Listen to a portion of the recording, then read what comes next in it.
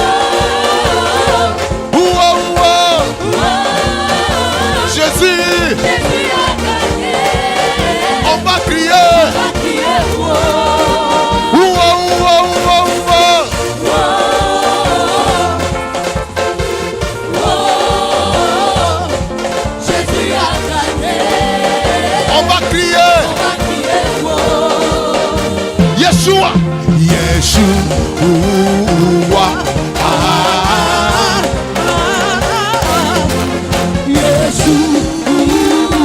Hey! Yeshua.